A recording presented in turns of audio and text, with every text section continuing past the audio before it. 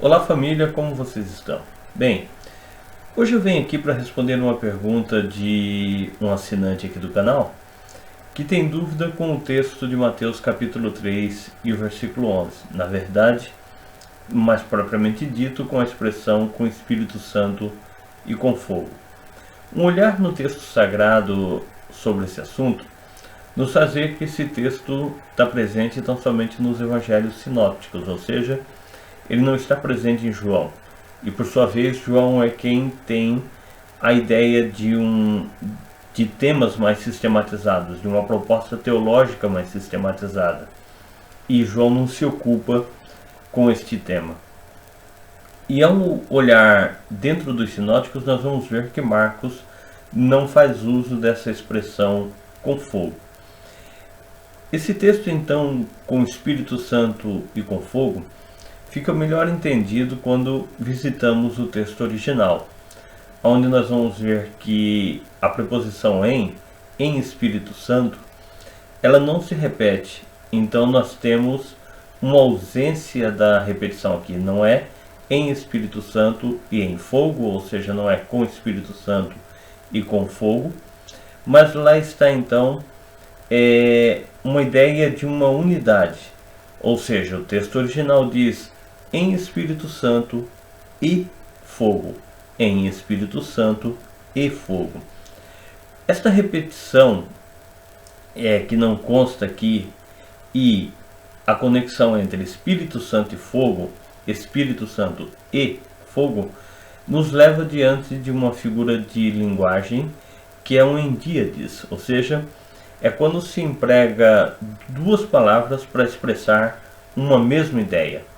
A primeira expressa a ideia em si e a segunda intensifica o sentido da primeira, ou seja, a primeira palavra, a primeira expressão aqui, que é o ênfase, é que batizará com Espírito Santo.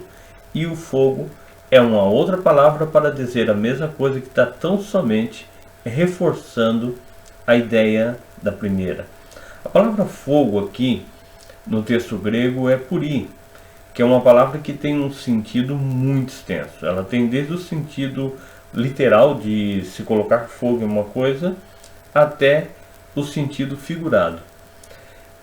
Quando olhamos a aplicação disso, nós vemos dentro do contexto e o uso que o Evangelho aqui está fazendo dessa expressão grega do puri, que tem um sentido de purificação, ou seja, ele os batizará com o Espírito Santo, que é purificador. Ele os batizará com uma ação de juízo. Ou seja, como ele fará isso? Queimando a palha para aparecer a essência, para aparecer o grão. Então, na verdade, aqui o ato do batismo, em esse contexto, não é pneumatológico, não está falando de ação, de um derramamento do Espírito quanto glossolalia ou afins, mas ele é um tema soteriológico. Ele está falando da salvação, ou seja, ele está falando de um fogo que atua como um juízo que purifica para que o elemento seja salvo. O Barclay, quando trabalha esse texto, quando faz menção desse fogo como um purificador, no seu comentário do Evangelho de Mateus, ele entende que as chamas dessa ação do Espírito retiram o que é falso, retiram o que é impuro. Assim, a salvação de Cristo gera um novo homem puro, santo, através de uma ação do Espírito que julga, que elimina, que consome esse pecado. Tanto no Primeiro Testamento quanto no judaísmo posterior, e assim vai chegar esse uso no Evangelho de Mateus. A gente tem que ver o Evangelho de Mateus ainda profundamente conectado com o judaísmo posterior e com o Primeiro Testamento. Esse fogo é sempre um elemento de juízo, ele quase sempre vai ter essa conotação aqui de um elemento escatológico, aqui no sentido de Mateus, um escatológico imediato, de curto, futurista, mas de curto tempo para a ocorrência, uma vez que ele está apontando para o sacrifício da cruz.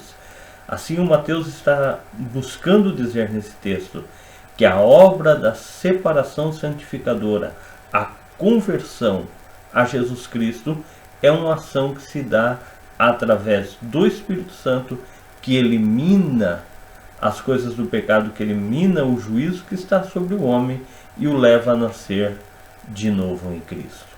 Bem, e aqui pelo velho continente, nós seguimos vivendo como sementes do reino de Deus.